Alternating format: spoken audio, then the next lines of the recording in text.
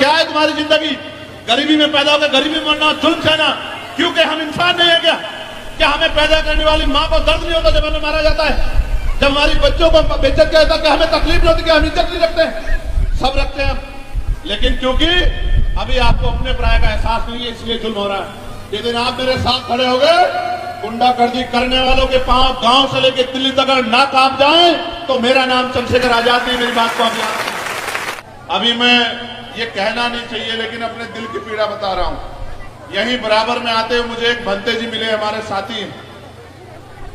वो किसी गांव से गुजर रहे थे, पंचशील का झंडा लगाया था, तो कुछ मूर्ख लोगों ने रोक के झंडा पाड़ दिया और मारपीट की, उनके साथ हाथ तोड़ दिया उनको। और पुलिस बेचारी सत्ता के आगे मजबूर है, तो और डॉक्टर भी शराब पिए बैठा था, उन्होंने जैसा बताया, और डॉक्टर ने भी कह दिया कुछ नहीं हुआ, कुछ नहीं हुआ। दूसरे हॉस्पिटल गए तो प्लास्टर कराया बेचारों ने। तो जब वो बेचारे जाते हैं तो ये समझाते हैं सबको कि भाई भगवान बुद्ध के रास्ते पे चलो, अगर आप पे कोई जुल्म होगा तो पूरी दुनिया में रहने वाली बहुत कंट्री आपके लिए आवाज उठाएंगी। मैंने बंते जी से पूछा किसने आवाज उठाई? बंते जी बोले नहीं। तो मैंने कहा इस बात को समझ लो कि जिनका राज होता है उन्हीं का धर्म होता है। पहले राजकाज लाओ, जिस दिन राजकाज आ जाएगा उस दिन आपके धर्म का झंडा भी बुलंद हो जाएगा पूरी दुनिया में। मेरी बात को आप याद रखें। और जिनका राजकाज नहीं होता, आप अपने दिल पे गवाही रख के बताना, सब पढ़े लिखे जिम्मेदार लोग बैठे हैं और इधर भी पढ़े लिखे लोग बैठे हैं। जिन गांव में सतगुरु रविदास जी महाराज की शोभा यात्रा नहीं निकलती है, अगर वो निकालने के लिए जाते हैं, कहने के लिए कि भाई हम निकालना चाहते, तो क्या कहती है पुलिस? क्या कहती है बताओ? हम बताते क्या कहती? कहती नई परंपरा नहीं लागू होगी, जिस गांव में नहीं निकलती थी उस गांव में नहीं निकलेगी। बताओ सच है या नहीं है? बताओ।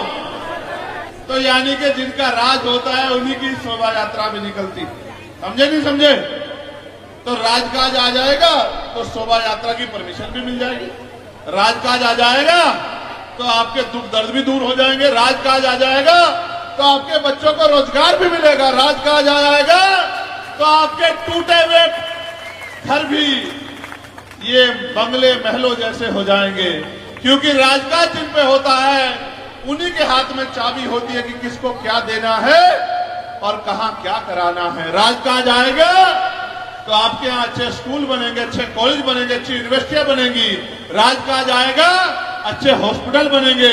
राजकाज आएगा तो जिन पे जमीन नहीं उनको जमीन मिलेगी और बहन बेटियों को सम्मान का जीवन मिलेगा। कोई गुंडा आंख नहीं उठा के देख पाएगा बच्ची की तरफ, किसी माँ की तरफ, किसी बहन की, उसकी खाल उतार ली जाएगी अगर कोई गुंडा किसी गरीब की बच्ची की तरफ आंख उठा के देखे।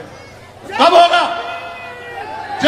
जब राजकाज आएगा। और जब तक राजकाज नहीं आता तब तक हरिद्वार में आज ही लौटा हूं मैं वहां से, दरिंदों ने आपकी 14 साल की बच्ची को नोच दिया। महात्माओं, मेरा मन भी करता है कि मैं आपकी तरह आपके रास्ते में चल पड़ूं, लेकिन मेरे कंधों पे जिम्मेदारी बहुत है। आप ये काम कर रहे हो, मैं आपका धन्यवाद करता हूं समाज को सिखाने का, लेकिन मैं समाज को महापुरुषों के रास्ते में ले जाकर पैरों पे खड़े करने का काम कर रहा हूं। और मेरा विश्वास है कि आने वाले 10 साल में इस देश में ऐसा ऐतिहासिक परिवर्तन होगा कि आज जिनको जुल्म करके सताया जा रहा है वो इस देश की बड़ी बड़ी कुर्सियों पर बैठे होंगे और उनको इज्जत सम्मान की जिंदगी मिलेगी। राजकाज आएगा तो कुटीर उद्योग लेंगे, महिलाओं को घरों में रोजगार मिलेगा। राजकाज आएगा तो सर पे ईंटें नहीं उठानी पड़ेगी। राजकाज आएगा तो कोलू पे भट्टों पे काम नहीं करना पड़ेगा, किसी बहन बेटी का अपमान नहीं होगा। आपको याद होगा इन बागपत में 1 महीना नहीं बीता, 1 साल नहीं बीता, ये जानते लोग, जानते हो नहीं जानते हो दर्द को, कि जब एक बच्ची कोलू पे काम करने गई थी उसको कोलू में ठोक दिया था गुंडों ने। याद है नहीं याद है आप लोगों को? राजकाज होगा तो इज्जत की जिंदगी होगी। राजकाज लोकतंत्र में वोट से आता है। आपने सबको ताकत देकर राजकाज दिया। जिन्होंने राजकाज में जो लोग बैठे वो लोग अपने घरों में पड़ के सो गए। आज आपका बेटा, आज आपका भाई हिम्मत करके लड़ रहा है। बताओ मदद करोगे नहीं करोगे? बताओ। क्या तो मेरे काम में कमी? बताओ कोई कमी है मेरे काम में? बताओ कहां नहीं अड़ता तुम्हारे लिए? कहानी का और क्या चाहिए मुझसे? हर लड़ाई लड़ता हूं। दिल्ली का टूटा हुआ गुरु घरों, बताओ 66 दिन जेल काटी नहीं काटी? आप बताओ। बताओ लाठियां खाई नहीं खाई पुलिस की? बताओ सहारनपुर में जब जुल्म हुआ 16 महीने जेल काटी नहीं काटी? बताओ मेरी अपनी लड़ाई थी क्या? बताओ मेरी अपनी लड़ाई थी क्या? कोई एक लड़ाई बताओ मेरी अपनी हो, जितनी उम्र से ज्यादा मुकदमे है मेरे ऊपर, एक लड़ाई मेरी अपनी नहीं। एक लड़ाई मेरी अपनी, सारी लड़ाई समाज की है। और इसलिए लड़ाई है क्योंकि अपने लोगों पे, गरीबों पे, कमजोरों पे, किसानों पे जुल्म होते नहीं देख सकता। मैं भी आंख बंद कर सकता हूं, लेकिन अगर मैंने आंख बंद की तो जो आग घर के बाहर लगी है वो घर के अंदर आ जाएगी। मेरी बात को आप याद रखना, इस बात को भूल मत जाना जो मैं कह रहा हूं। आग घर के अंदर आ जाएगी। आज तो उनको पता लग गया कि इनके पास रखवाला है।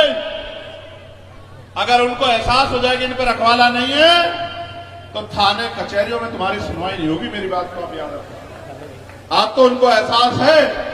अभी यहां बराबर मुजफ्फरनगर में बताओ घुड़चड़ी रोक के बेइज्जत किया नहीं कि आप लोग बताओ भाई कौन सा गांव है वो बुकाड़े जी?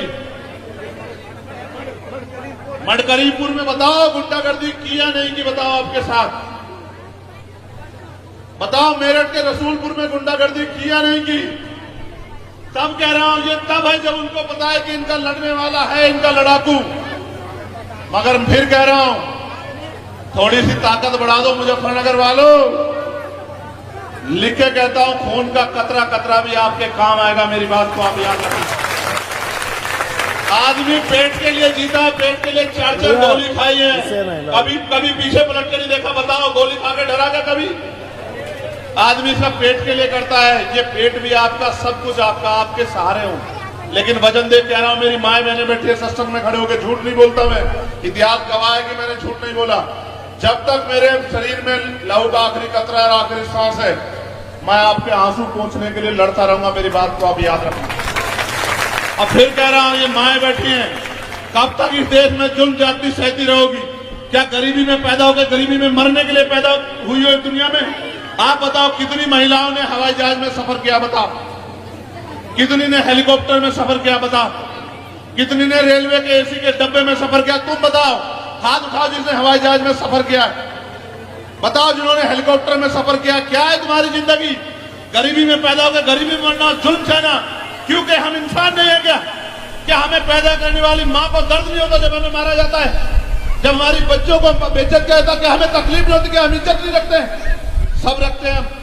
लेकिन क्योंकि अभी आपको अपने प्राय का एहसास नहीं है, इसलिए जुल्म हो रहा है। जिस दिन आप मेरे साथ खड़े हो गए, गुंडागर्दी करने वालों के पांव गांव से लेकर दिल्ली तक अगर ना कांप जाए तो मेरा नाम चंद्रशेखर आजाद नहीं। मेरी बात को आप याद रखें। जिस दिन आप मेरे साथ खड़े हो गए, प्रधान से लेकर प्रधानमंत्री तक जिसकी बनने की इच्छा होगी वो आपको सुबह आकर नमस्कार किया करेगा, जय भीम किया करेगा। मेरी बात को आप याद रखना। गांव से लेकर वहां जिस दिन आपने एहसास करा दिया कि हम अपने भाई के साथ खड़े हैं। और मैं महाराज जी का धन्यवाद करता हूं